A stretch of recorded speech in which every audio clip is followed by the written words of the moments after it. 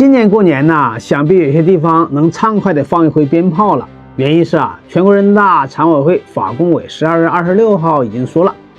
有关地方性法规关于全面禁止销售、燃放烟花爆竹的规定与上位法冲突，应当按照上位法规定的精神予以修改。那么，随着春节的临近，会不会有更多的地方跟进修改一刀切式的全面禁燃令呢？今年春节，大家伙是不是就能燃放鞭炮了呢？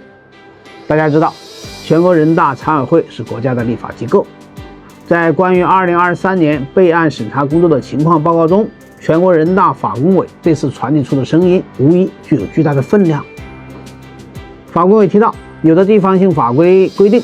全面禁止销售、燃放烟花爆竹，有公民和企业对此提出了审查建议。法工委经审查认为，《大气污染防治法》、国务院制定的《烟花爆竹安全管理条例》等法律行政法规对于销售、燃放符合质量标准的烟花爆竹未做全面禁止性规定，同时授权县级以上人民政府可以划定限制或者禁止燃放烟花爆竹的时段和区域。有关地方性法规关于全面禁止销售、燃放烟花爆竹的规定与上位法冲突，应当予以修改。赵老师认为一刀切式的全面禁放烟花爆竹确实是时候终结了。新中国成立以来，禁燃最早可以追溯到1998年，直到2015年，严重的雾霾和大气污染问题才让人们对禁燃达成了共识。一些地方也陆续出台了禁燃令。然而，在林林总总的地方性法规里面有的是限制主城区燃放烟花爆竹，有的是全区域禁止，有的是全年不让放，有的又允许除夕、正月初一、正月15等时间可以放，有的规定大型烟花和鞭炮不让放，有的则明确年轻人和小孩子喜欢的冷烟花、擦炮、摔炮也属于禁放之列，还有的干脆就全面禁止销售烟花爆竹。总之就是让人一头雾水，不知道法律上到底是怎么规定的。而这一次，全国人大法工委说清楚了，上位法并没有赋予地方政府做出全面禁止销售烟花爆竹或者全面禁止燃放烟花爆竹的权利。也就是说，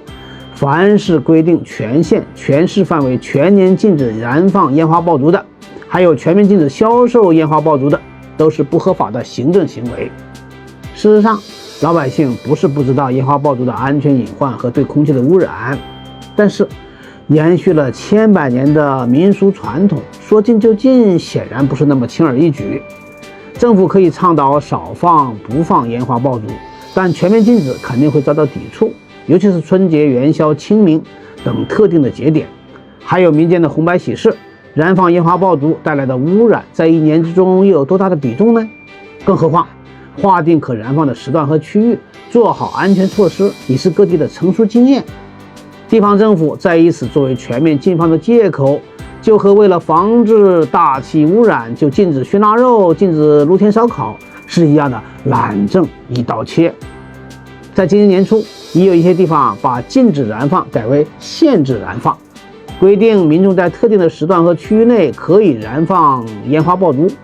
曾经引起了一片叫好声。